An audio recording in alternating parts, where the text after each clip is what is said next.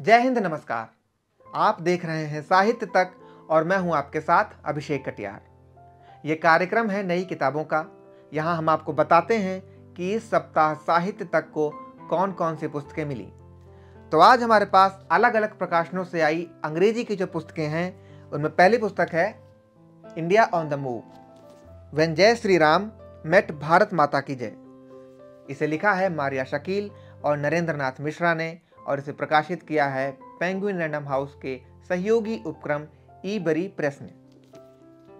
जय श्री राम और भारत माता की जय दो ऐसे नारे हैं जो एक समय तक भारत में परस्पर एक दूसरे के पैरेलल बढ़ रहे थे, लेकिन बीते कुछ वक्त में देखा गया है कि ये दोनों नारे एक ही ढर्रे पर सवार हो गए हैं, या फिर यूं कहें कि सवार कर दिए गए हैं, और इनका मतलब भी कमोवेश एक ही बनकर रह गया है। इस पुस्तक में मारिया शकील और नरेंद्र नाथ मिश्रा ने भारत की शिफ्टिंग पॉलिटिकल आइडियोलॉजी को बड़े ही अच्छे ढंग से समझाया है। इस पुस्तक में जेएनयू कांड, किसान आंदोलन और बालाकोट स्ट्राइक जैसे कई मुद्दों को एक नए नजरिए से दर्ज किया गया है। यह पुस्तक दरअसल हमें बताती है कि धर्म और राष्ट्रवाद के बीच एक आम आदमी कहां खड़ा है।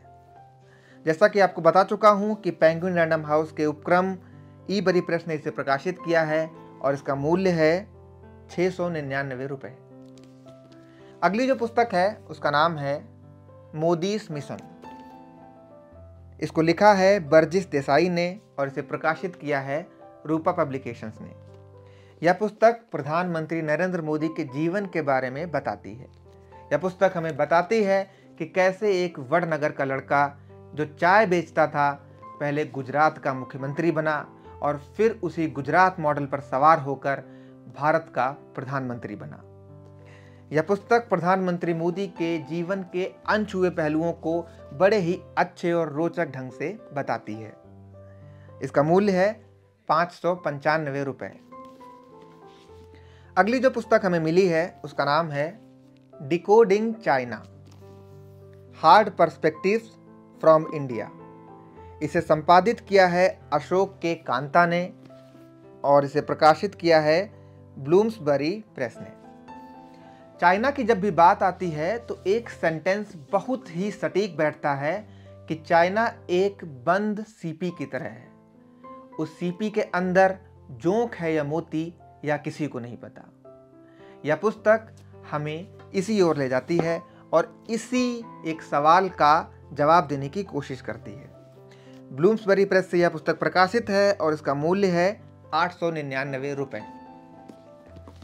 अगली जो पुस्तक है उसका नाम है reagent queen of इचल Karanji, Anubai साहब घोरपड़े, डॉटर ऑफ पेशवा बालाजी विश्वनाथ। इसे लिखा है मोहिनी पेशवा करकरे ने और इसका मूल्य है 250 रुपए। यह एक सेल्फ पब्लिश्ड बुक है और इचल करंजी स्टेट का कॉपीराइट है इस पर। अगली जो पुस्तक है उसका नाम है माई कॉमेंट मेमोरीज। इसे लिखा है विष्णु मिश्रा ने। विष्णु मिश्रा दरअसल आईबी और रॉ दोनों में ही बड़े बड़े पदों पर काम कर चुके हैं और उन्होंने इसमें इंटेलिजेंस ऑपरेशंस में जो उनकी यादें हैं उसको दर्ज किया है। इसको पब्लिश किया है प्रवासी प्रेम पब्लिशिंग ने और इसका मूल्य है 280 रुपए।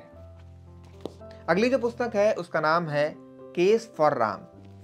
जैसा कि नाम से ही जाहिर है यह पुस्तक राम जन्मभूमि आंदोलन केस पर बेस्ड है और इस पुस्तक में लेखक अनिरुद्ध शर्मा और श्रीधर पोटाराजू ने उस केस की इनसाइडर स्टोरी को दर्ज किया है।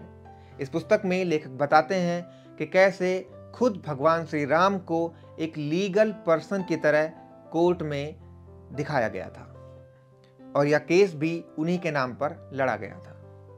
इस पुस्तक का मूल्य है 895 रुपए।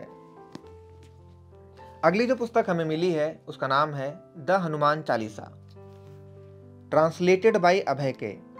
यह पुस्तक तुलसीदास द्वारा लिखी गई हनुमान चालीसा का अंग्रेजी रूपांतरण है। ब्लूम्सबरी इंडिया से प्रकाशित है और इसका मूल्य है 399 रुपए। अगली और आखिरी जो पुस्तक हमें मिली है उसका नाम है lies spice and nuclear rise.